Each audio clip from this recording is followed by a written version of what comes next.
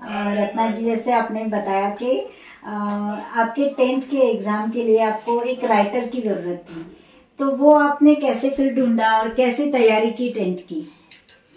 10th के writer के लिए मुझे काफी संघर्ष करना पड़ा, क्योंकि जो 9th के स्टूडेंट होते हैं उनका कहना होता है अगर हमने तुम्हारी हेल्प कर दिया कि पेपर दे दिया तो शायद हम अगले साल 10th का पेपर ना दे पाए। ऐसे उन लोगों की मानसिकता बनी थी। अच्छा। हाँ, तो क्या हुआ फिर ये सारी बातें मैंने स्कूल के सर को बताने के बाद उन्होंने बोर्ड का परमिशन लेटर मेरे हाथ में दे दिया। आप जिसके साथ भी बात करोगी पहले परमिशन लेटर बताना। अच्छा। हाँ, तो बंगाली कैंप में कीर्तनिया सर थे जो ट्यूशंस पढ़ाते थे, तो मैंने उनको बताया और उनके घर के सामने एक स्टूडेंट थी 9th क्लास की, भारती बारिक नाम के, तो उनसे बात किया मैंने। अच्छा। तो उनकी फैमिली में सभी मना किए। उनकी माँ तो बिल्कुल ही नहीं मेरी बेटी पेपर नहीं देगी क्योंकि अगले साल इसका 10th है, उसका रुक जाएगा। अच्छा। फिर वो सर ने जाकर उनके बड़े भाई को वो लेटर दिखाया कि देखो यहाँ पे बोर्ड का परमिशन है, अगर आपकी सिस्टर ने इनको राइटर बन के हेल्प किया तो आपकी बहन के एग्जाम में कोई भी प्रॉब्लम नहीं आएगा। अच्छा। तो उसके बड़े भैया जो राम भैया थे उन्होंने ऐसा किया कि 1 ही मिनट के अंदर उन्होंने रिप्लाई दे दिया, हाँ मेरी बहन पेपर देगी। हालांकि घर में सभी खिलाफ थे पर उन्होंने हाँ बोला। तो वो दिन मेरे लिए बहुत बड़ी खुशी का दिन था कि मुझे ऐसा लगा कि मेरा सपना पूरा होने जा रहा है और ये मेरे एग्जाम दे देगी। मेरी पढ़ाई पूरी तरीके से कंप्लीट भी नहीं हो पाई थी, स्कूल का सिलेबस भी बाकी था, लेकिन इच्छा थी कि मैं पेपर भी दूंगी, पास भी हो जाऊंगी। फिर पूरा प्रोसेस स्कूल वालों ने कंप्लीट करके दिया। करके देने के बाद फिर मेरा सेंटर लगा था बाउपेट सिटी माध्यमिक स्कूल में। वहाँ लगने के बाद फिर हम दोनों जाते थे, मुझे एक्स्ट्रा 30 मिनट्स मिलते थे उसके लिए, हैंडीकैप होने के कारण। फिर उसने लिखा और मैं सिर्फ बोलती रही। लेकिन इस बीच जो एग्जाम के पहले का वक्त जो था, फरवरी पूरा महीना मेरे हाथ में था। मैंने यहीं पे घर में बहुत अच्छे से फोकस लगा के पढ़ाई की है कि ये मौका शायद मुझे दोबारा ना मिले, और इस बार मैं अगर फेल हो जाती हूँ तो मेरे अंदर जो एक हिम्मत भर रही है यहाँ से मैं खत्म हो जाऊंगी। क्योंकि लोगों के जो सवाल थे अपाहिज होना मर जाना ये, उनको मुझे इस बार जवाब किसी भी हालत में देना है।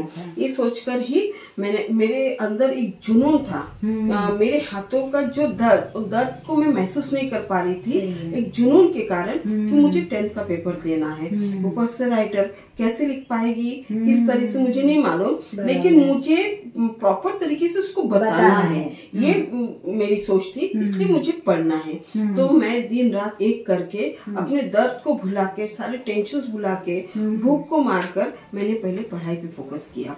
और स्कूल वालों ने भी काफी मेरी तरफ ध्यान दिया। स्कूल के नोट्स वगैरह जो भी कुछ हो रहे थे वो मेरे फ्रेंड लोग घर पे आके पहुंचा के जाते थे और मैंने अच्छे से पढ़ा।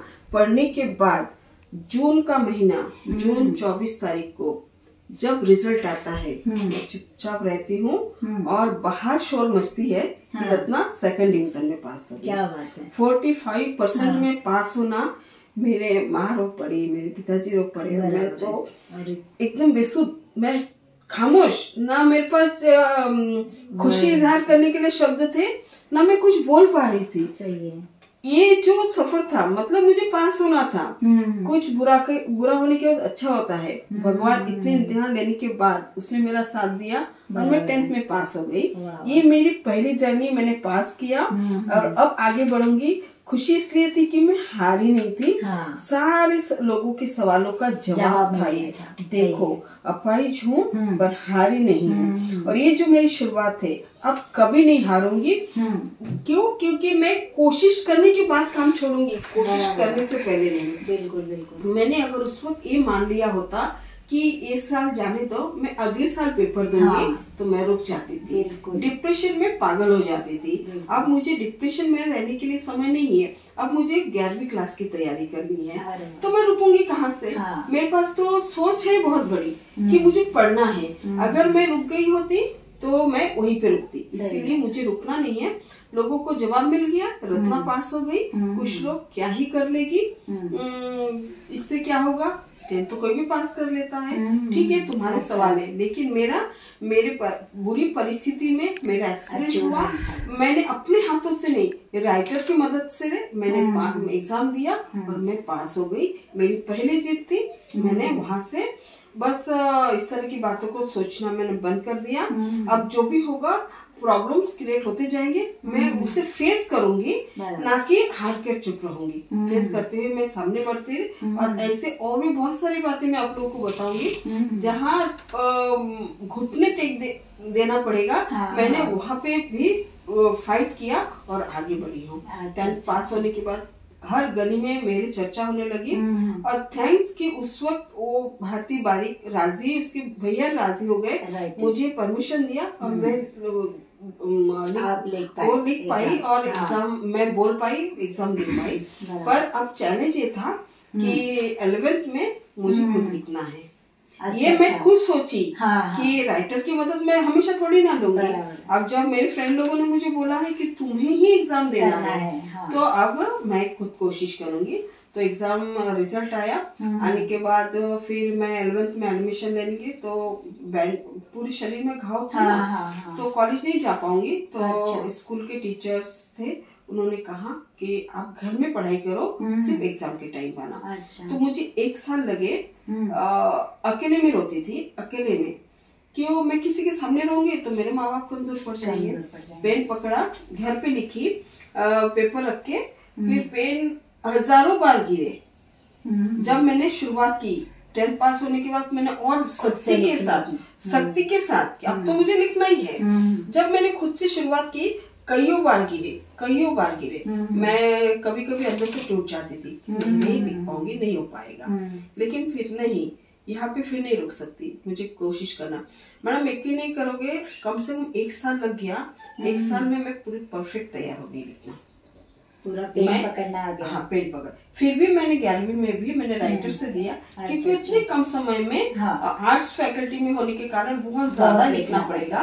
नहीं लिख पाऊंगी 3 घंटे में या 3.5 घंटे में पेपर कंप्लीट नहीं कर पाऊंगी। मैंने फिर से पेपर लिया, राइटर लेकर उनका लिखना शुरू किया। उन्होंने लिखा, मैंने पेपर दिया। यही करते 11th में पास हो गई। फिर गए 12th में और इस रफ्तार बढ़ाने लगी अपनी। फिर 12th में मैंने रेगुलर क्लासेस किए। यहाँ से लेकर पैदल मैं जा रही थी, इंडस्ट्री हाई स्कूल। पैदल जाके रोज आना पैदल वही करके फिर मैंने 12th का पेपर मैंने खुद ही दिया। और इसी तरीके से मगर खुद देने के बावजूद इंग्लिश सब्जेक्ट में रह गया था, नहीं हो पाया था, क्योंकि मानसिकता इतनी खराब थी, पढ़ाई में पूरी नहीं कर पाई। लेकिन ये खुशी थी कि मैं एक मुकाम तक तो पहुंची, रुकी तो नहीं। और लोग देख रहे थे कि क्या करेगी, मगर ये काफी नहीं था। मुझे कुछ नया करना था। चलो पढ़ाई बोल के लोगों के मुंह तो बंद किए, मगर मुझे कुछ और करना था। जो मेरे आज में उस वक्त मेरे सोच में एक विचार आ रहा था, मुझे पेंटिंग करना है। अच्छा। पर पेंटिंग मेरे 7 पुस्तकों में किसी ने नहीं किया। ये सोच मेरे अंदर कहाँ से आ गई? भगवान ने कैसे कैसे गुण मेरे अंदर डाल रहे हो, मेरे अंदर कैसे कैसे सोच डाल रहे हैं। पहले आपने कभी पेंटिंग नहीं किया? एक्सीडेंट के पहले पेंटिंग कभी नहीं की, लेकिन सोच में ये थी कि मुझे करना है। पर मैं ब्रश कैसे पकड़ूंगी? वहाँ पे ब्लेड की जरूरत है, काटूंगी कैसे करूंगी? पर मैं कहीं पे देख रही थी किसी को पेंटिंग बनाते हुए, तो एक मोती पेंटिंग बनानी थी। आपके सामने आप देख सकते हो उसे। तो ये मेरी 1998 में पहली बनी मेरी पेंटिंग है। 1998 में बहुत मेरी पहली। तो इसमें जो बारीक जो धागे हैं, सबसे पहले इसको ट्रेस पेपर में ट्रेसिंग किया गया। उसके बाद फेविकॉल से बारीक धागे को लगाया गया और इसको ब्लेड से काटा जाता था। पर मैं ब्लेड पकड़ के काट नहीं पाऊंगी, इसलिए मैं अगरबत्ती जला के पास में बैठती थी। जहाँ काटने की बारी आती थी वहाँ अगरबत्ती से जला देती थी। ये मेरे दिमाग अपने आप काम करने लगा। फिर मैं इसको बारीक बारीक मोती एक लगाते जा रही थी। देखते ही देखते न जाने कैसे पेंटिंग तैयार हो गई। मैं सोच रही कैसे हुआ। मैं बनने के बाद मैं खुद को देखने लग गई, ये कैसे हुआ। एक सोच कि मैं बोली नहीं, शायद ऊपर वाले की यही मर्जी है कि मैं ऐसे किसी क्षेत्र में आगे बढ़ूं, है ना।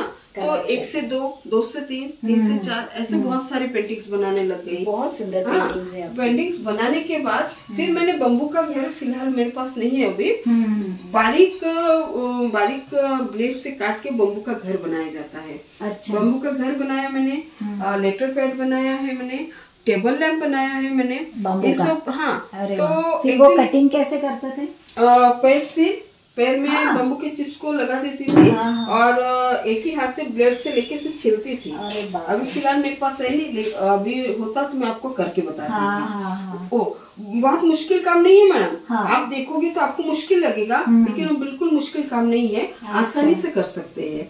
आप जो 2 हाथ से करती हो, पैरों के माध्यम से करना पड़ेगा मुझे। ये तो आपकी हिम्मत की दाद देती हूँ मैं इस बार। तो कहीं पे भी ऐसा नहीं लगता था कि मेरे हाथ ही नहीं है। काम करते करते ऐसी हैबिट होने लगी कि हाथ ना होने की कमी मैं भूल गई।